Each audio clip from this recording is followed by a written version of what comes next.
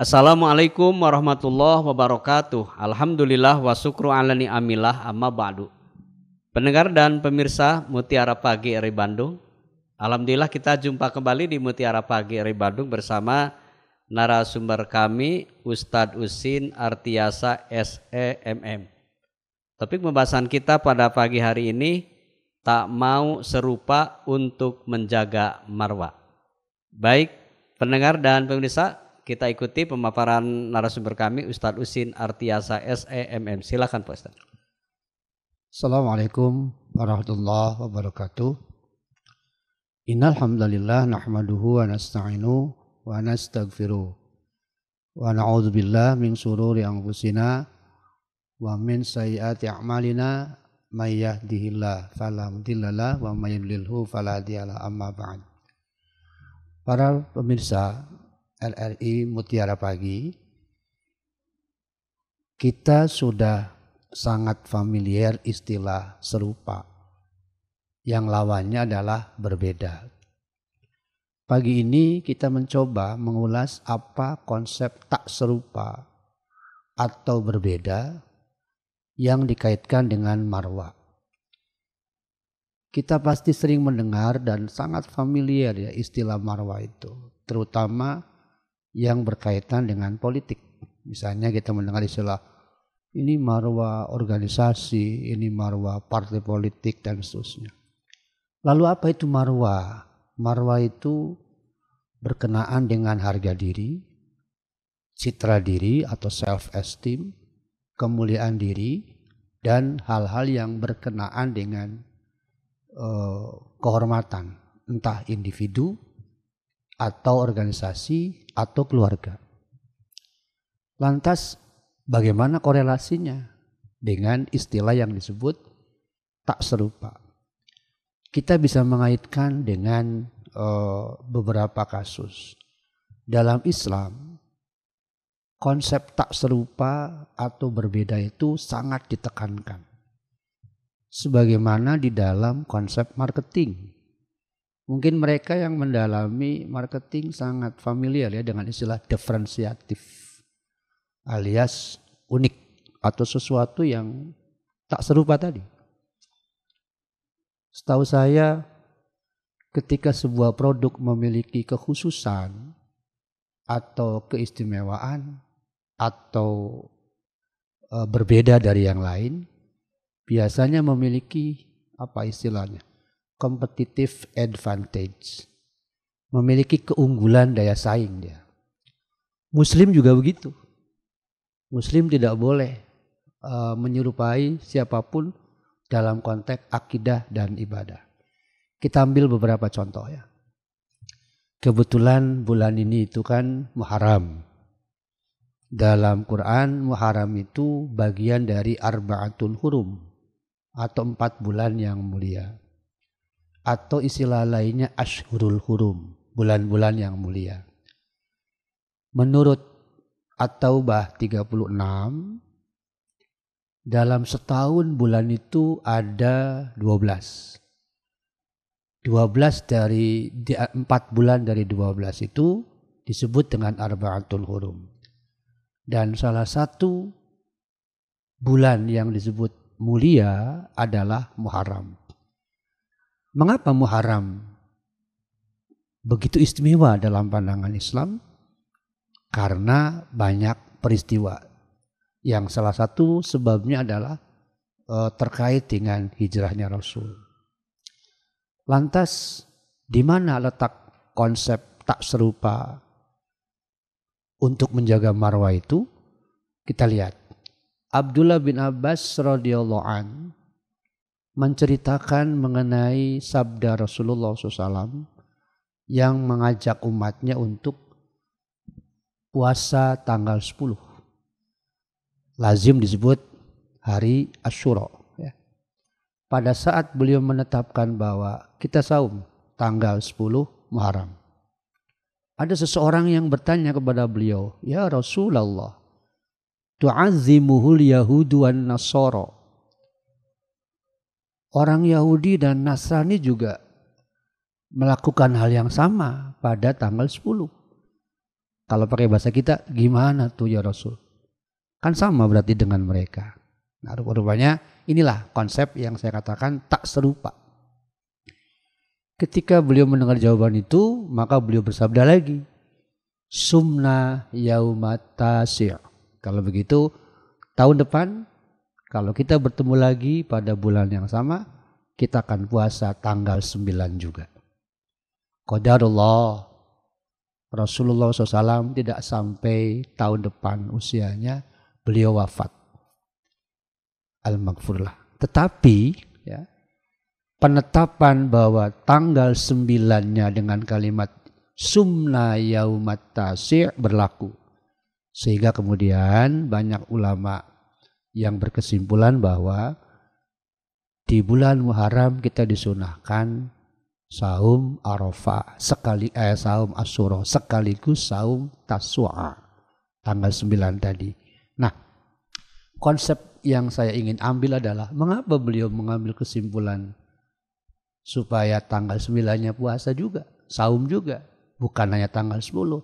Salah satu semangat yang ingin beliau munculkan dan ditularkan untuk umatnya adalah harus berbeda dari orang lain, terutama dari kaum Yahudi dan kaum Nasrani. Itu contoh pertama. Contoh kedua, ketika dalam menetapkan hari berkumpul, kita tahu sampai hari ini masih berlaku kalau nggak salah ya. Nasrani atau Kristen berkumpulnya berjamaah ibadahnya hari Minggu. Maka sering disebut dengan sekolah Minggu lah dan seterusnya. Sementara Yahudi hari Sabtu. Nah, kapan Islam menetapkan di mana kaum muslimnya ibadah berkumpul? Hari Jumat. Kita perhatikan. Jumat lebih awal perhitungannya dari Sabtu dan Ahad. Kita menyebut Ahad, mereka menyebut Minggu. Ini artinya Islam menekankan pada harus berbeda dari orang lain dalam konteks ibadah. Dalam konteks akidah, tidak boleh sama. Itulah sebabnya begitu banyak ayat yang menyuruh kita untuk mendorong, memotivasi. Jadilah diri sendiri. Tidak boleh meniru siapapun dalam konteks ibadah-ibadah atau akidah. Nah, ketika kemudian konteksnya bermuamalat, sosial, itu persoalan lain. Karena banyak riwayat, asar dan seterusnya yang justru membangun masalah itu. Ya, kalau masalah muamalat, bekerja sama itu tidak ada masalah. Tapi kalau konteksnya ada akidah, ada ibadah, hati-hatilah. Mungkin termasuk di dalamnya adalah penggunaan ucapan salam, khususnya di kita ya. Sesungguhnya itu berbahaya ketika kita mengucapkan semua salam, padahal di dalam salam itu ada unsur doa. Baik, para pemirsa RRI Mutiara Pagi. Contoh kedua, tadi contoh pertama saum. Contoh kedua adalah hari tadi. Contoh ketiga, dalam Sirah Nabawiyah dipaparkan Rasulullah SAW hijrah. Selama hijrah itu pelaksanaan sholat 5 waktu sudah mulai.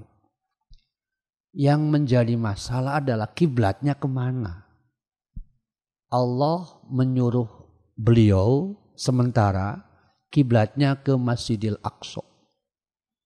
Sehingga selama kurang lebih 17 bulan beliau ketika sholat menghadap ke Al-Aqsa, bukan menghadap Masjidil Haram.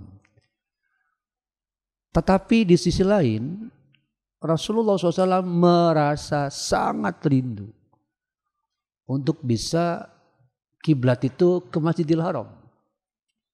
Dan ini kisahnya diabadikan oleh Allah di dalam surat Al-Baqarah, di mana diterangkan bahwa qad naro, kami tahu Muhammad SAW, kami tahu gitu, bahwa engkau terus memalingkan, menghadapkan wajahmu itu fis sama ke langit. Jadi hati beliau merindukan untuk bisa kembali berkiblat ke Ka'bah. Tapi Allah belum berkehendak. Di sisi lain beliau sangat rindu hingga terus berdoa. Nah, kurang lebih setelah 17 bulan Allah menurunkan ayat. Dalam Sahih Bukhari dikisahkan, kalau tidak salah beliau menerima turun ayat untuk berpindah kiblat itu di sholat asar. Jadi 2 rakaat pertama kiblatnya menghadap Al-Aqsa, 2 rakaat sisanya berputar menghadap Ka'bah. Sehingga nanti sekian puluh tahun kemudian tempat di mana beliau berputar kiblat itu dibangun masjid yang sekarang namanya Masjid Qiblatain. Jadi Masjid Qiblatain dibangun bukan pada zaman atau era Rasulullah SAW, tapi oleh era sahabat, tabi'in, mungkin tabi'in ya. Sekian tahun kemudian. Nah, apa pelajarannya? Sama. Selama beliau berkiblat ke Al-Aqsa, orang-orang Yahudi itu merasa bangga. Seolah-olah kaum muslim ini menjadi follower gitu. Sedangkan mereka menjadi leader. Rasanya bangga sekali. Di sisi lain Rasul merasa ini gak boleh. Makanya tadi saya bilang terus bermohon kepada Allah. Agar ya Allah tolong pindahkan kiblat ini. Dalam rangka apa? Tak serupa. Atau ingin selalu berbeda. Tidak boleh sama dengan siapapun. Islam itu Islam. Punya konsep sendiri yang sudah sempurna, yang sudah komprehensif, yang sudah utuh, yang sudah kafah gitu. Maka beliau terus memohon kepada Allah. Dan qadarullah dikabulkan tadi. Nah, para pemirsa, di balik kisah ini ada apa? Kembalian tadi, setiap mukmin harus memiliki identitas diri bahwa dia mukmin. Berani mengatakan washhad bi anna muslimun. Tidak perlu takut. Lalu bagaimana dengan ketika orang meniru tradisi, mengikuti, menyerupai tradisi, akidah, ibadah orang lain? Ada hadis yang terkenal, sangat terkenal. Yang kalau kita lakukan berhati-hati diidentifikasi sama dengan mereka. Misalnya, man tashabbaha biqaumin fahuwa minhum. Siapa yang menyerupai suatu kaum, maksudnya tadi ya, menyerupai itu mengikuti, meniru. Apanya? Konsep akidah, konsep ibadah. Sekali lagi, bukan dalam konteks muamalah. Fahuwa minhum. Maka orang yang menyerupai tadi bagian dari mereka. Kata-kata fahuwa minhum jangan dianggap sepele. Jangan diremehkan.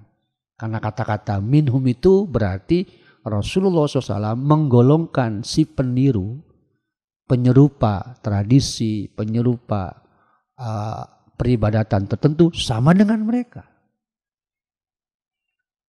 Kalau mereka beralasan, ini toleransi bukan begitu caranya. Toleransi bukan berarti melebur semua ajaran menjadi satu. Kalau melebur semua ajaran jadi satu, di mana identitas masing-masing? Nggak ada kan? Yang namanya merger, dilebur itu berarti sistem yang masing-masing dibuang. Inilah yang tidak diizinkan oleh Allah. Karena itu konsep man tashabbaha biqaumin fahuwa minhum harus betul-betul diperhatikan oleh anak-anak muda terutama. Oleh siapapun sebetulnya ya. Itulah sebabnya kalau pemirsa Mutiara Pagi melacak berita, setiap tahun di dunia bisnis selalu ramai berkenaan dengan simbol-simbol agama kan. Makanya MUI turun tangan misalnya. Mungkin kita perhatikan coba. Terutama Desember ya. Desember pasti ada topi Santa Claus itu. Santa apa namanya? Pokoknya topi yang mencerminkan Santa gitu, sign ya. Lalu identitas agama mereka ditonjolkan. Nah, Muslim ikutan. Itu persoalannya. Bagaimana dengan pegawai Muslim? Itulah yang kemudian disoroti. Tolonglah, tidak perlu dipaksakan bahwa setiap pegawai untuk meniru-niru berpakaian seperti itu. Kenapa? Kembali ke dalil yang tadi hadisnya. Man tasyabbaha biqaumin fahuwa minhum. Jadi langsung maupun tidak, kita nggak boleh serupa dengan mereka agar marwah diri sebagai mukmin tetap terjaga. Kalau tidak, kembali kita tadi kalimat fahuwa minhum. Nah, banyak dari kita menyepelekan kata-kata fahuwa minhum. Memang tidak terlihat, tapi biasanya ketika orang itu sudah masuk ke alam roh, alam gaib sana alias sudah meninggal, barulah dia menyadari, oh ternyata yang dia lakukan dulu itu salah. Tapi percuma untuk bisa kembali memperbaiki. Masalahnya sudah di alam sana. Kalau masih di alam dunia, proses perbaikan masih mungkin. Yang ketiga, yang keempat, ada di dalam surat An-Nisa 140 yang menerangkan bahwa ketika ada sekelompok orang berkumpul, lalu di dalamnya ada unsur pelecehan, penghinaan terhadap ayat-ayat Allah, terhadap ajaran-ajaran akidah, maka kata Allah, la taq'udu ma'hum. Jangan duduk bersama mereka.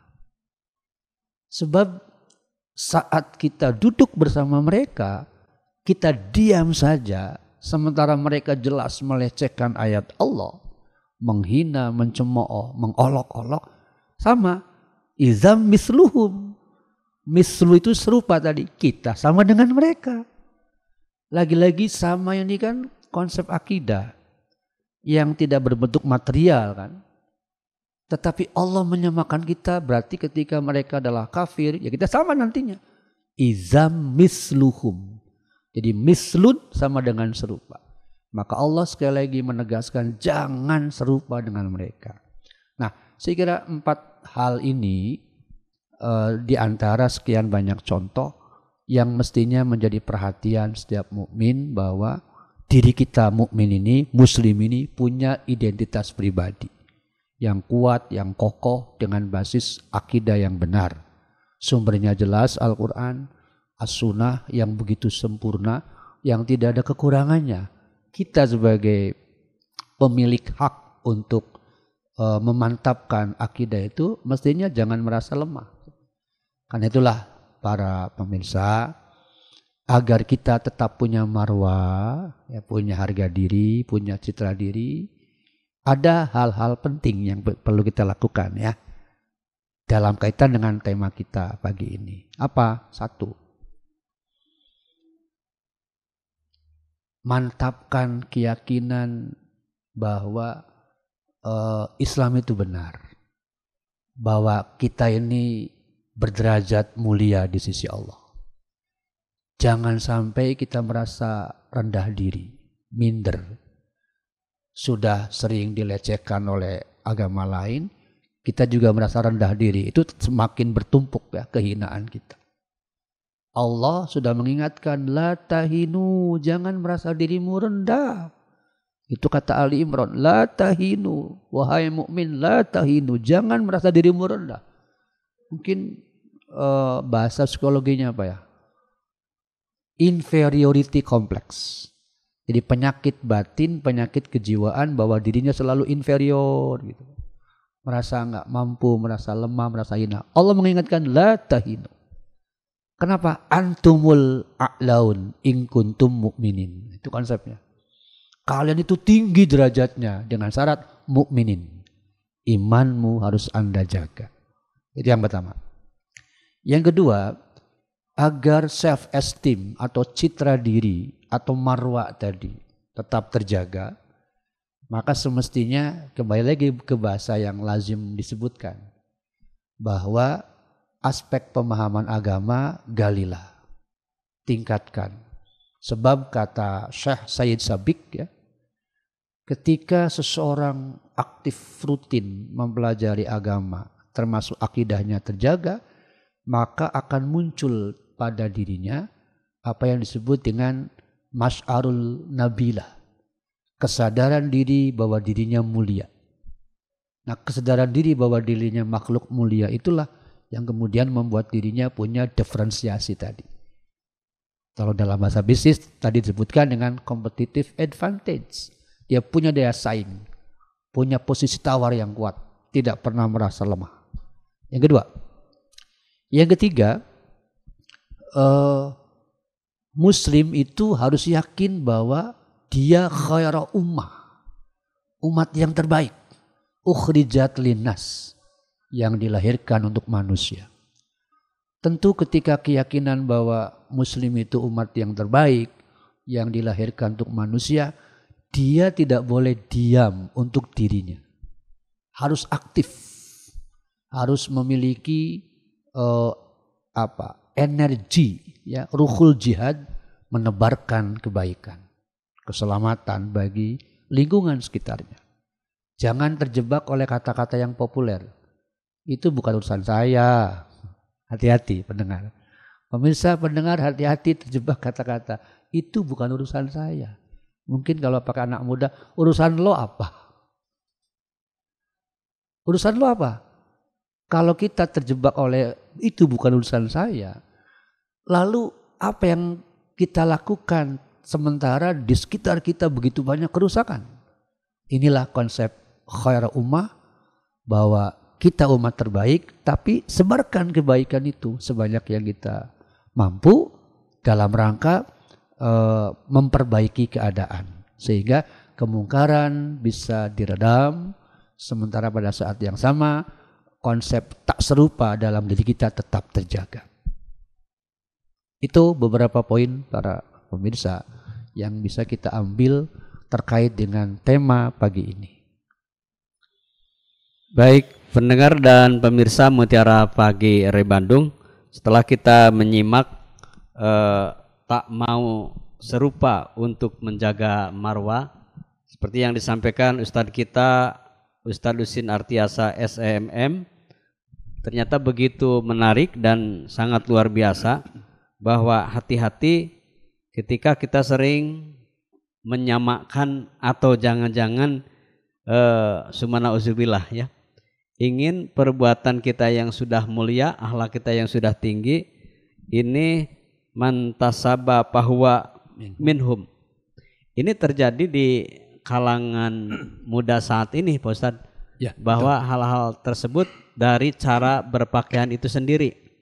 Malah justru kalau seorang muslim sejatinya, dengan walaupun itu ada yang mengatakan bahwa pakaian itu adalah budaya, ya, malah sampai-sampai dikatakan itu kan budaya Arab gitu. Ya. Budaya kita kan berbeda.